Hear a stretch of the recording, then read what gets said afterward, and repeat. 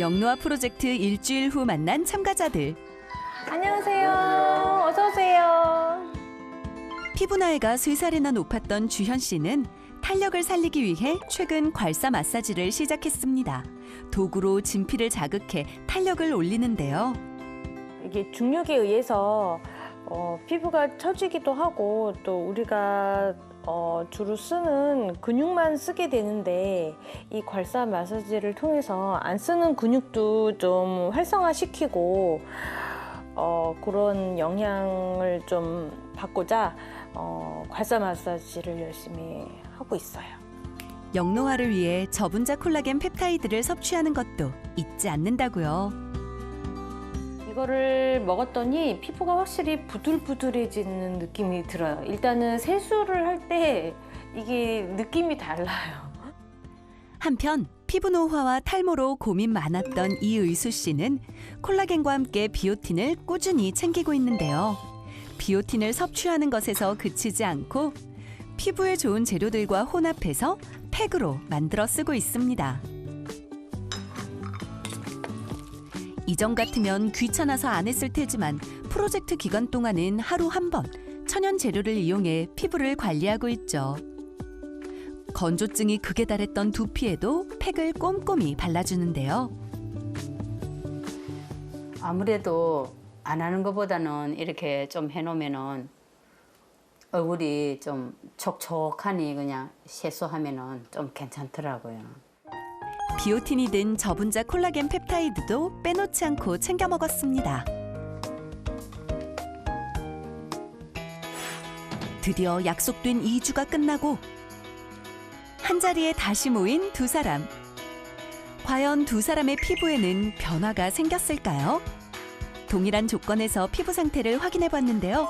2주간의 영노화 프로젝트, 과연 결과는? 오, 정말 놀랍습니다. 이주연 씨의 경우 색소와 주름이 개선되면서 피부 나이가 1살 어려졌고요. 이의수 씨 역시 홍조와 모공이 줄어들면서 피부 나이가 2살 낮아졌습니다. 짧은 기간이었지만 콜라겐을 보충해줄 수 있는 식단과 풍부한 채소 섭취, 그리고 충분한 수면과 운동 등이 피부 진피 속 콜라겐 합성에 기여한 것으로 보여집니다. 특히 저분자 콜라겐 펩타이드는 체내 흡수가 빠르고 콜라겐이 부족한 피부 조직에 직접적으로 전달되는 특징이 있는데 저분자 콜라겐 펩타이드를 섭취하신 것도 피부 건강 개선에 긍정적인 영향을 미쳤다고 보입니다. 두 사람의 진피에도 변화가 생겼는데요. 두 분 모두 진피층의 친밀도가 개선되었습니다. 얇고 끊어져 있던 콜라겐 패턴들이 굵어져 있고 비어있던 부분들이 차오른 걸 확인할 수 있었습니다. 꾸준히 노력을 하면 피부가 좋아진다는 거를 제가 몸소 체험을 했습니다. 지속적으로 관리를 하면 훨씬 더 제가 원하는 것보다도 더 좋은 피부를 가질 수도 있고 더 건강을 지킬 수도 있다는 거에 대해서 굉장히 기대를 갖고 있어요. 한 연구에 따르면 저분자 콜라겐 펩타이드를 섭취했더니 단 2주 만에 피부 건강이 전반적으로 개선됐고요. 이는 섭취 중단 2주 후에도 효과가 지속됐다고 합니다. 이 외에도 한국인 여성을 대상으로 진행한 실험에서도 총 11가지 항목에서 피부가 개선된 것을 확인할 수 있었습니다. 저분자 콜라겐 펩타이드의 하루 권장 섭취량은 1에서 3g 정도니까요. 이 정량에 맞춰서 섭취하는 게 좋고요.